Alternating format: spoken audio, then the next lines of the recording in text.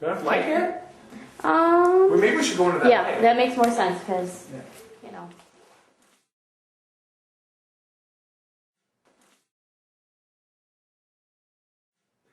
See our faces. Yeah, I need to turn this. There we You have a go. Listen Jake sticker on your camera. Oh yeah, I have like 100. No, Oh, I yeah. don't have any. yeah, we'll have to get you one. Okay. Can you introduce yourself for everyone watching online? My name is Darrin Pfeiffer. I play drums for Goldfinger. You have a new CD out called Hello Destiny. What can you tell me about the album? Well, we recorded it very slowly, song by song, over a course of a year.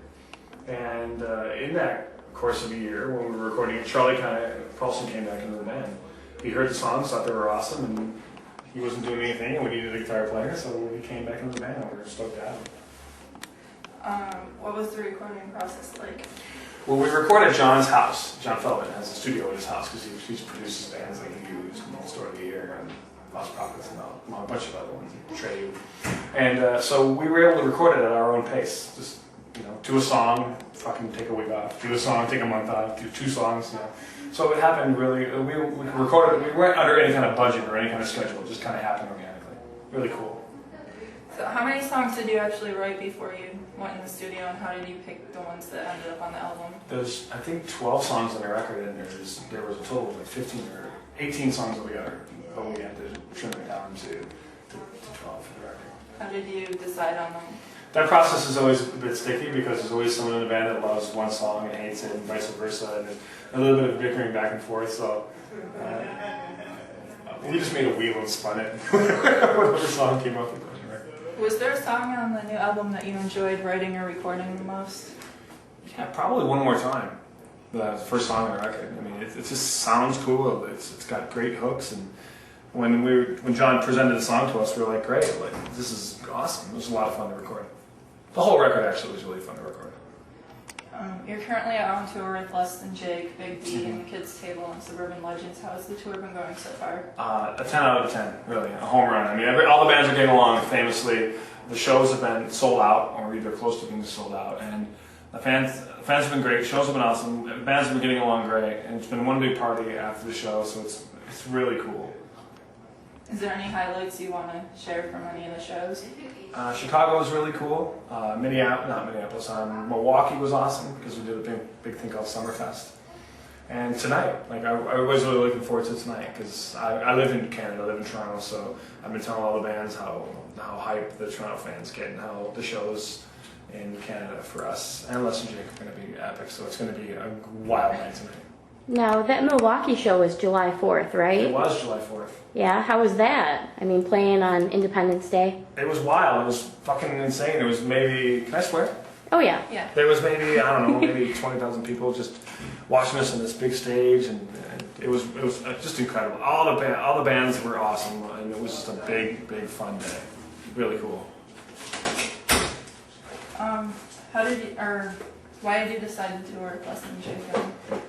We have the same booking agent and have had the same booking agent for a long time, and we talked about it for a long time, but never actually came to fruition. And then finally, our agent said, "Look, I can build this tour. If you guys want to be on it, I think you'll enhance the tour." And we all kind of said, there's one band we've never toured with. We've toured with every other band, like Real Big Fish. We toured with them a bunch of times, and we've never actually done a significant tour with Less Than Jake. So when it presented itself, we all said, "Yeah, we should do this. It's going to be a lot of fun," and it has been a lot of fun. You leave the tour tomorrow, and then you rejoin on the 21st. What are your plans for the time off? I'm a pretty busy guy. I'm here in Toronto. I mean, I'm a DJ at the Edge, and I work at Gibson Guitars, and I have my own record label. So I got a lot of on-air shifts coming up in the next 10 days.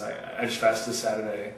I got some DJ gigs I gotta fill in for some people. So I got a pretty busy 10 days before I go back on the road.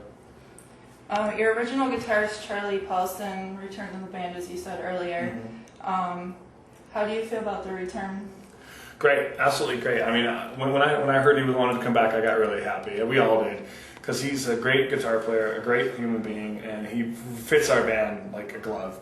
And so when he came back, the shows were better, the energy on stage was better, the playing was better. And that's no diss on Brian Arthur, you know, the guy that was in our band before Charlie. He was great too, but Charlie was one of the originals. So when he came back, it was like an old shoe. You just put it on, it feels great. You know? Is there any band or artist that you think people should check out that you really like? Well, I'd be remiss if I didn't promote my own bands on my label, like Crush Luther. They're not really punk rock, but they're still a good band. And then this all-girl three-piece band called Magneto Lane that I've been working with lately. They're really good too. Is there anything else you'd like to add that maybe we didn't cover in the interview, or anything you want to say to your fans? I mean, for all those people watching online, I mean, we're going to be going overseas a lot. We're going to do a lot of UK dates, European dates, Australia, Mexico, South America. I mean, we're going to be going abroad for the next several months, so it's going to be fun to get back into those markets. And then obviously we're talking about doing a North American, not a North American, I'm sorry, a Canadian run, starting in Halifax and going over to Vancouver sometime in December. So I don't know who it's going to be with. I know Les and Jake and Ruby Fisher touring across Canada around that time, so we're trying to figure out who we're going to go across Canada with. So a full Canadian tour sometime in 2008. I have a question for you. Why haven't you guys been to Buffalo, New York lately? What's up with that? It's funny, the show tomorrow's in Buffalo, New York on this tour, and we're dropping off tonight. Exactly. You guys haven't been there for years. We miss you. John is 5 years. John Feldman needs to get back to Los Angeles tomorrow to do some production stuff.